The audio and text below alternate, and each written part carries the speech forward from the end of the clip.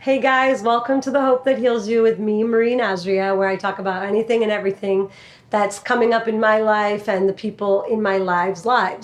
So today I want to talk about making mistakes in relationships and being afraid to get into a new relationship and having the same thing repeat itself.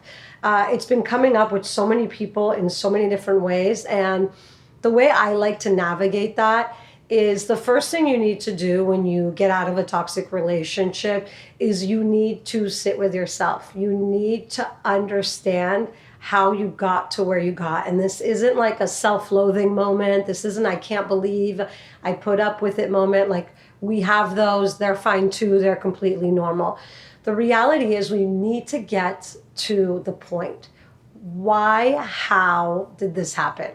When did this start? When did this show up? So, for example, if you were in a relationship with someone very controlling or critical of you, first of all, you need to understand that you allowed that to happen. You accepted that. You condoned that. If you didn't, you wouldn't have made it that far into the relationship. So if you're with someone for 7 years and they're very controlling or they became controlling, there was a point in that relationship where you allowed that behavior to be acceptable and you put up with it for whatever reason. I know this because I was in a relationship where I think I was a good communicator when I met this person, but then after years, I realized, or I started giving up. I started giving up on communicating to my partner, expressing myself in the relationship because for whatever reason, I felt that it wasn't worth it. Maybe there were too many fights. Like whenever I gave my opinion or my point of view, it became an escalated argument.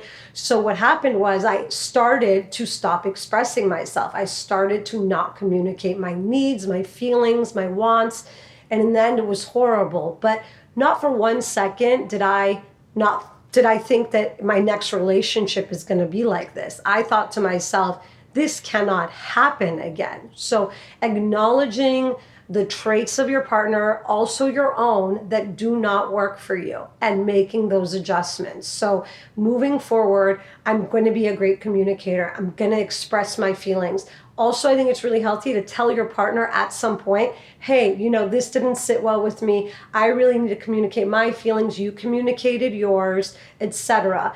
I think this happens in all relationships. People pick up bad habits and or their character traits. So, for example, if I was this person and I was getting back into the dating world and I went on a date with someone and I felt that they were critical or controlling on date 1, date 2, date 3, date 4, date 5, date 6, date 7, date 8, I'm going to address it. And I'm not just going to address it. I'm actually just going to be mindful of that and say, you know what, maybe this isn't for me.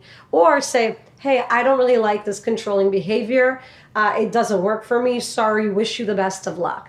There are a lot of people out there with a lot of toxic traits. And you don't need to repeat that, and you don't need to settle for someone because they have X, Y, and Z, but they have all these other horrible traits that you have to live with the rest of your life. It doesn't make sense. It's not worth it.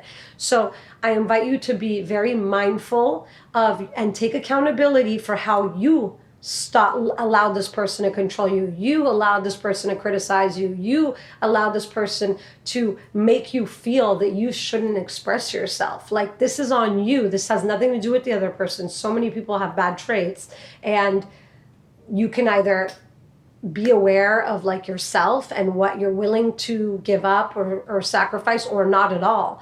And I promise you, this shouldn't happen to you again if you hold your boundaries, if you know yourself, if you know what you don't need in your life. Like when I got into this marriage that I'm currently in, I knew what I didn't want.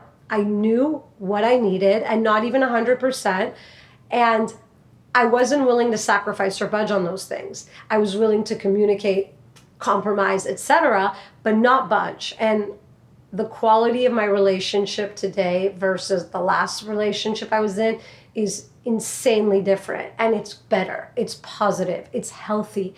And this is all due to me making the conscious choice that I do not want to be in a relationship like I was in the past. So this is how you do not repeat those mistakes. This is how you do not choose the same partner again. Just be very mindful. All we can do is like focus on ourselves and be mindful of ourselves and take accountability for ourselves. So this is in your hands. You have the power to choose. You have the power to make good decisions for yourself. I wish you the best of luck. If you have any questions, comments, concerns, please reach out. Also, please subscribe and share if you think that this would help someone else. Thanks so much. Have a beautiful day.